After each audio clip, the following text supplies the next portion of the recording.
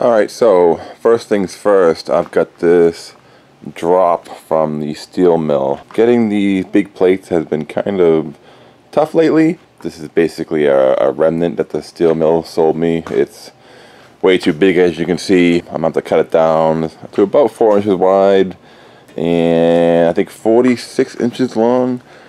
This is 3/8 inch thick hardox. It's AHR 500, in case anybody was wondering.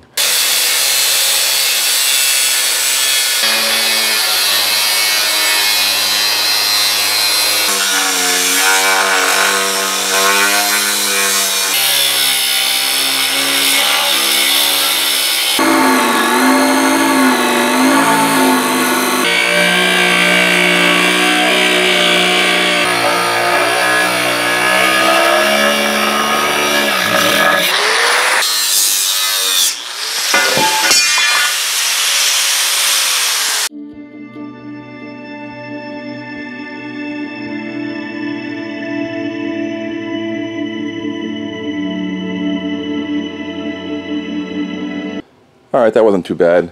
Probably took me an hour and a half to cut this out and then kind of true up the sides. You see, I ground them all nice and straight. The steel is nice and straight as well, so it won't require any sort of straightening. This way, basically. That'll save me a bunch of work. Interesting little side note, when you cut and grind on the steel a lot, it magnetizes, but kind of randomly. I've completely untouched this whole area, but you can see the pattern that kind of emerges. The edges usually magnetize quite a bit, but in here, it doesn't really seem to make a lot of sense. It's usually some sort of weird pattern. I don't know if this is from the, the milling process, or, if something was stored right here on top of this plate for a while, so it sort of affected it in some way, but I always found that kind of interesting. And I have no idea what causes it to shape this way anyway. If anybody has any idea, let me know. But anyway, this sword blank here is going off to the machinist. It will probably take a month or two, but from your perspective, it'll probably be a second or two.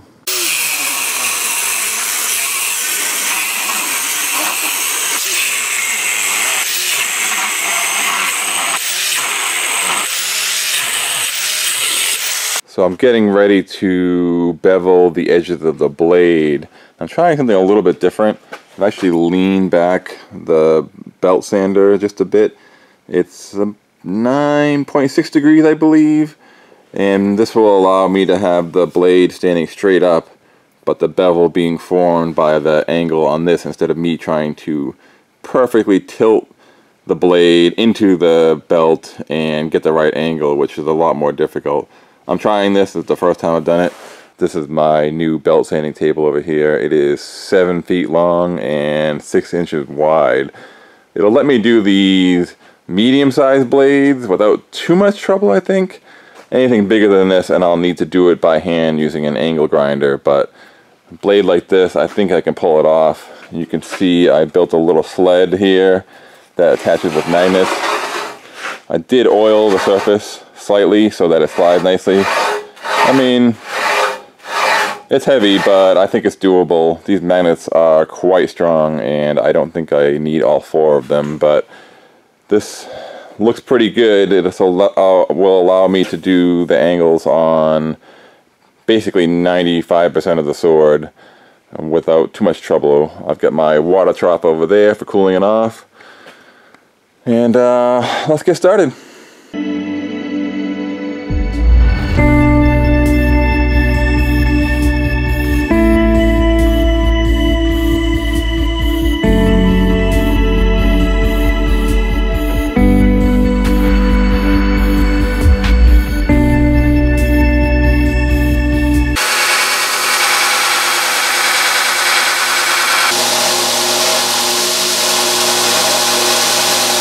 2,000 years later.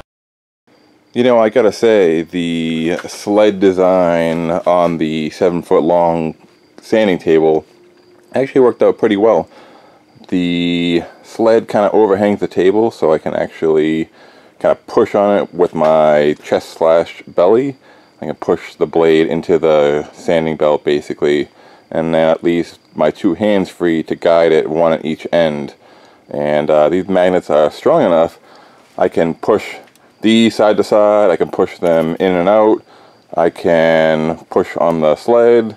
It just helps with general comfort, because if you're holding, you know, the sword in the same place for, you know, 100+ passes, it just gets really old. Your hands cramp up.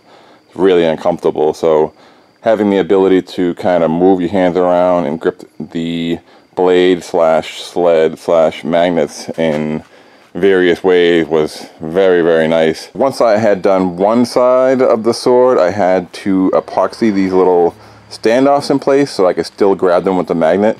There's just no flat surfaces at this point to grab, and this fuller is set inside, so the magnets just weren't quite strong enough. The blade kept falling off, but not a big deal. I'll just chisel these off and sand behind it.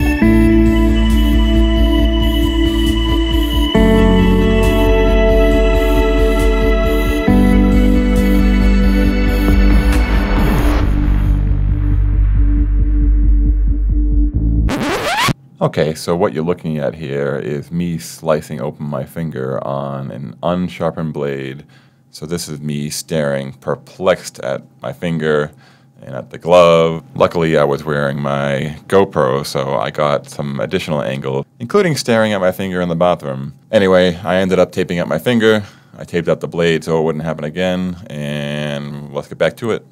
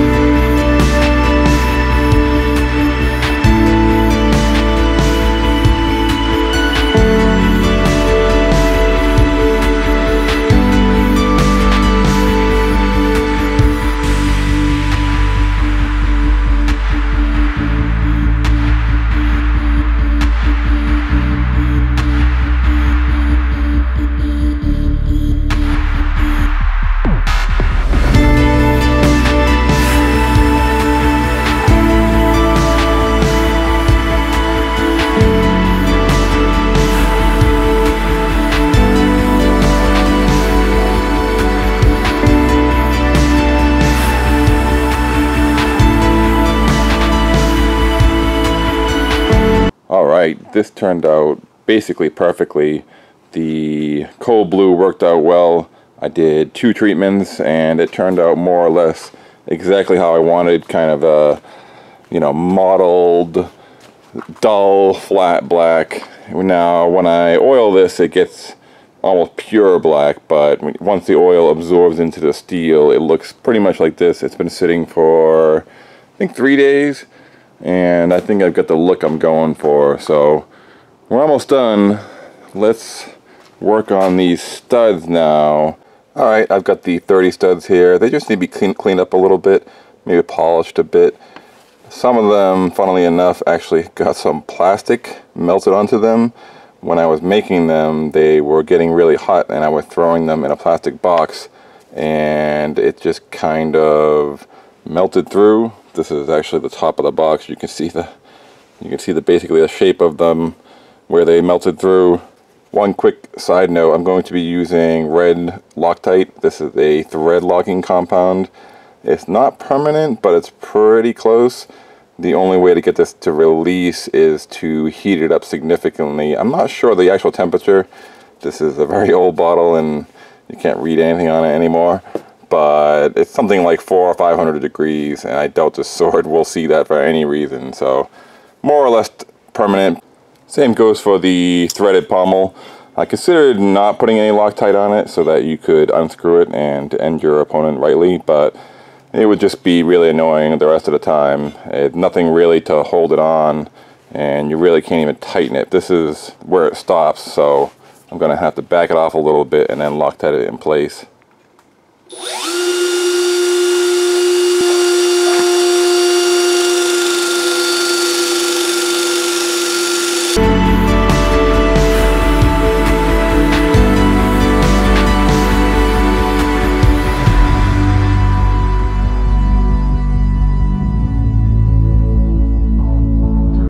So the game plan to get these studs in here is basically I have blown out all the holes with the compressed air.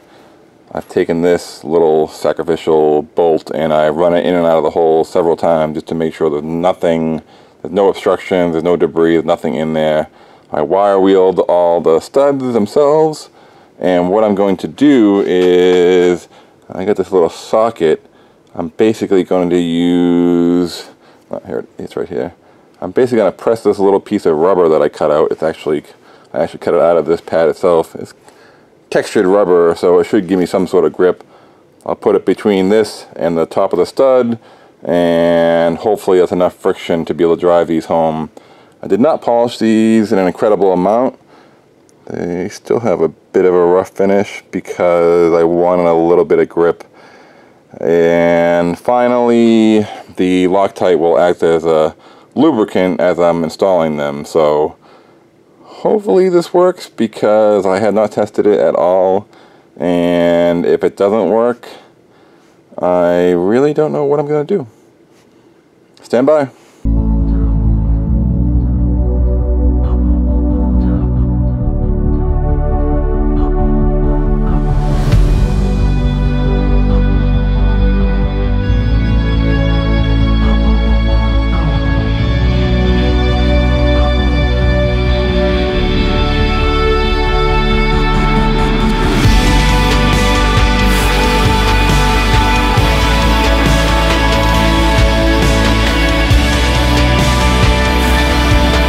Well, there you have it.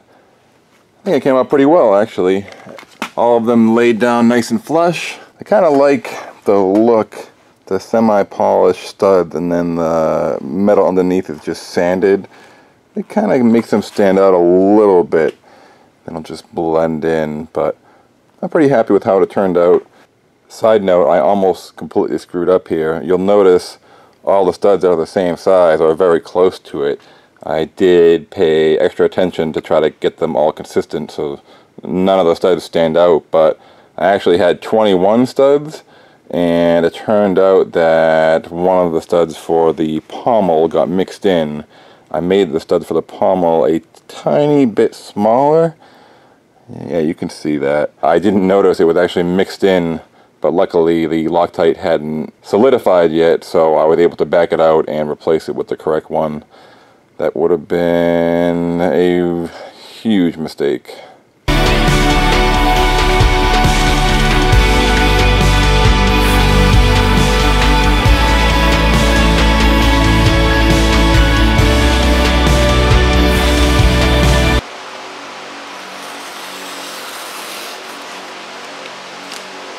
So the customer for this sword intends on using it and requested a handle that doesn't transmit as much, you know, shock and vibration to the hand, basically. So what we're going to do here is we're going to wrap it in this thick, very dense shoelace leather, basically, and then we're going to go over it with this cotton bandage / athletic wrap to give it the correct look.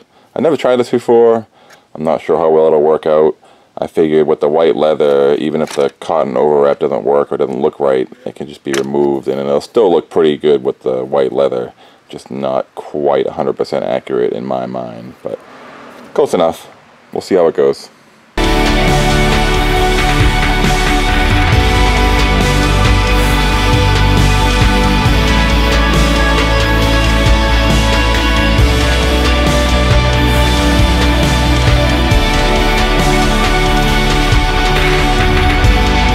One thing I was worried about is that I would lose the flats with the thick leather and then 2 layers of cotton over it, but you can see it's still there. It's very prominent. I wrapped the handle as tightly as possible, and it's very easy to feel for edge alignment still, but it doesn't look too unnatural, I think. you really can't notice it unless you're right up on it. So it still fits the anime and the manga, in my opinion. Alright, we've let the leather glue dry for a few hours here. Let's get our hands on this bad boy for the first time.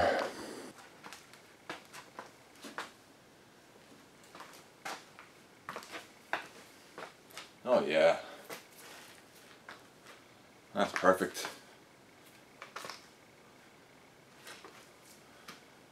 You can actually hold it with one hand. Kind of. I don't know if I'd want to swing it. I can't hold it out with one arm. Not gonna happen.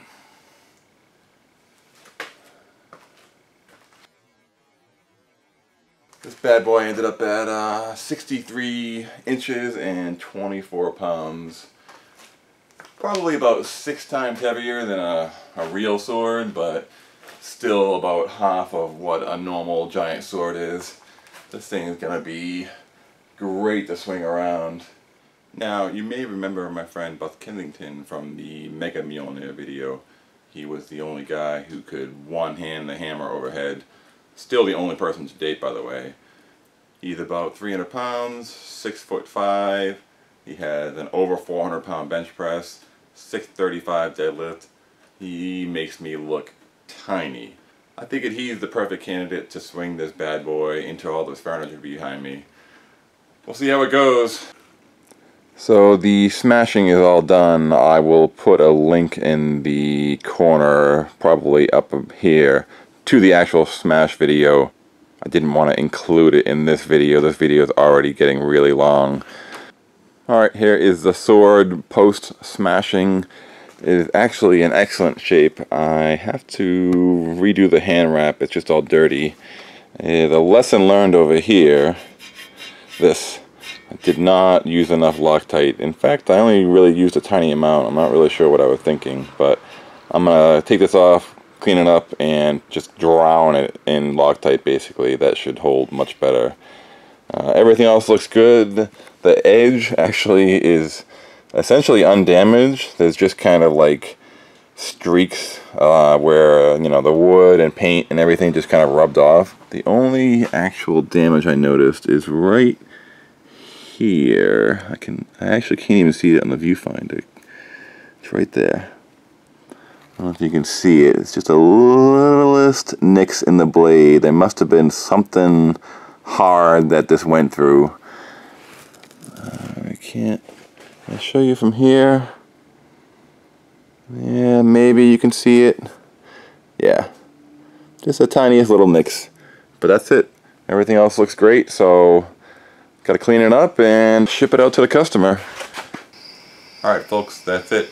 If you're not aware already, I make all kinds of weapons. I have many build videos, long ones, short ones, time lapses, smash videos. Click around my channel, take a look if you like.